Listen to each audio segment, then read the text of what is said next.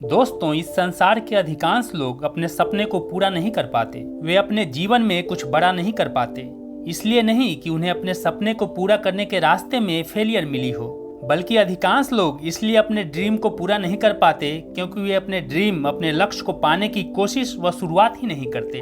उन्हें लगता है कि अभी उनके पास बहुत वक्त है, बाद में कर लेंगे, और ऐसे ही समय गुजरता जाता है और बच जाता है तो सिर्फ सपने, अफसोस और पछतावा।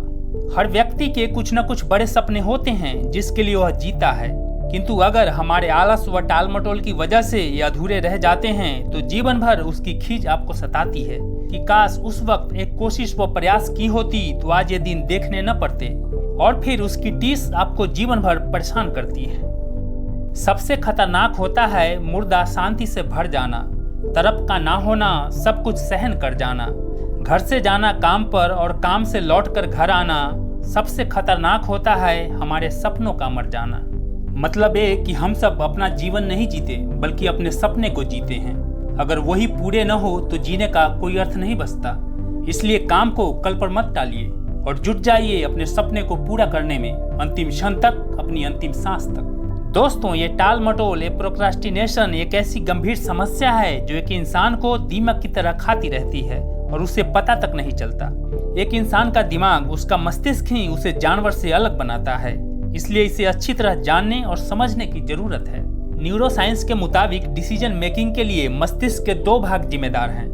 पहला है लिम्बिक सिस्टम और दूसरा है फ्रंटल लोब, जिसमें लिम्बिक सिस्टम अधिक शक्तिशाली है, जो इमोशंस को कंट्रोल करता है, जो किसी काम के लिए इग्नोरेंस की भावना पैदा करता है, और दिमाग के फ्रंटल लोब से कहता है कि यह डिसीजन उतना जरूरी नहीं है, अभी बहुत समय है, इस काम को कल करें तो कैसा रहेगा, वगैरह वगैरह। ये सारे थॉट्स डिसीजन मेकिंग को प्रभावित करते हैं, जो लिम्बिक सिस्टम की उपज है। लेकिन अगर एक इंसान की इच्छा शक्ति प्रबल हो तो उसे किसी भी कार्य को करने से रोकना कठिन हो जाता है। अमेरिका के प्रसिद्ध अखबार न्यूयॉर्क टाइम्स में छपी एक रिपोर्ट के अनुसार इंसानी दिमाग को लेकर हजारों लोगों के ऊपर रिसर्च किया गया, जिसमें ये पाया गया कि मनुष्य का मस्तिष्क वर्तमान के सुख यानी प्रेजेंट एंजॉयमेंट पर अधिक फोकस करता है। जिसमें प्रोफेसर डॉक्टर टिम चाइल्ड लिखते हैं कि हमारा दिमाग हमारे हर कार्य के लिए इंस्टेंट रिवार्ड चाहता है, और ऐसा रिवार्ड जिस काम में नहीं मिलता उस काम को टालने की प्रवृत्ति बढ़ती जाती है। इसे इस तरह समझें जैसे आप अपने मोबाइल पर अपना पसंदीदा गेम खेल रहे हों और आपको प्यास लगी है, तो इस बात की प्रबल संभावना है कि आप तब तक पानी पीने के लिए नहीं उठेंगे जब तक उस गेम में आपका कैरेक्टर मर नहीं जाता। कुछ साल पहले नेचर नामक जर्नल में एक आर्टिकल छपा था जिसमें उन्होंने बताया था कि प्रोक्रास्टिनेशन अर्थात टालने की आदत, जिसमें एक व्यक्ति जानता है कि इसके बुरे परिणाम हो सकते हैं, फिर भी वह उस काम को टालता जाता है, और इसका रिजल्ट ये होता है कि काम कभी भी पूरा ही नहीं हो पाता, और फिर वहाँ से शुरू होता है गिल्ट, एंग्जाइटी और डिप्रेशन का बुरा दुष्चक्र, जिसमें फंसकर कई सारे युवा अपने जीवन को खत्म कर लेते हैं। दोस्तों, बाइबल कहती है कि procrastination is a sin of a brain, जिसका मतलब है कि काम टालने की आदत मस्तिष्क में पनपने वाला पाप है। श्रीमद् भगवद गीता के 18वें अध्याय के 28वें श्लोक में भगवान श्री कृष्ण कहते हैं कि ऐसे व्यक्ति जो हमेशा काम को टालते रहते हैं वे दीर्घसूत्री तामसिक होते हैं, जिनके अंदर तमोगुण होता है, अर्थात वे बुरे विचारों से भरे होते हैं। गुलाल मूवी में लेखक पीयूष मिश्रा एक गाने में लिखते हैं कि जीत की हवस नहीं, किसी पे कोई वश नहीं, क्या जिंदगी है ठोकरों पे मार दो, मौत अंत है नहीं तो मौत से भी क्यों डरे, ये जाके आसमान पे दहाड़ दो। गाने के बोल एक कहानी कहते हैं कि अपने डर पर काबू करने की जरूरत नहीं है, आपको केवल शुद्ध रूप से काम को निर्भीक होकर दृढ़ इच्छा से करने की जरूरत है। हो सकता है पहली बार आप अपने काम में असफल हों, मगर ये तय है कि आप उससे एक अनुभव, एक्सपीरियंस व सीख लेकर लौटेंगे, जो आपको आपके अन्य कामों में सहायता करेगा। एक इंसान के दिमाग में इतनी संभावनाएं छुपी है कि उसे स्वयं भी नहीं पता। कैसे एक अफ्रीका के जंगलों में बसने वाली जाति, जो गेहूं नामक घास को उगाने से लेकर क्वांटम कंप्यूटर बनाने और मंगल ग्रह पर बसने की सोच रही है, वह जाति कोई और नहीं बल्कि मनुष्य है। जिससे यह स्पष्ट होता है कि मनुष्य सारे हिम युगों को पार कर सारे ज्वालामुखियों और सुनामियों से लड़कर आया है, और यह तय है कि उसने कभी भी अपने काम को टालने की नहीं सोची होगी, वरना आज जिस दुनिया को हम देखते हैं वो वैसी नहीं होती जैसी आज है। किसी लेखक ने लिखा है कि death never procrastinate his work, जिसका अर्थ है कि आप अपने काम को टाल सकते हैं, लेकिन मृत्यु अपने काम को कभी नहीं टालती, वो समय से अपना काम करती है। ये बात हम अच्छी तरह से जानते हैं कि जीवन बहुत छोटा है। किसी भी काम को कल पर टालने के लिए आपके पास समय नहीं है।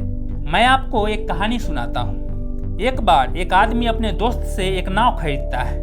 नाव ठीक ही थी, बस थोड़ी पुरानी थी, किंतु नाव का एक हिस्सा कमजोर था। उसके दोस्त ने बेचते समय उससे कहा था कि वह उस हिस्से को ठीक करा ले, क्योंकि वह जर्जर हो चुका है। उसने सोचा चलो कोई बात नहीं, बाद में ठीक करा लेंगे। वह रोज नाव से बहुत सारी मछलियां पकड़कर लाता और उसे बेचकर पैसे कमाता।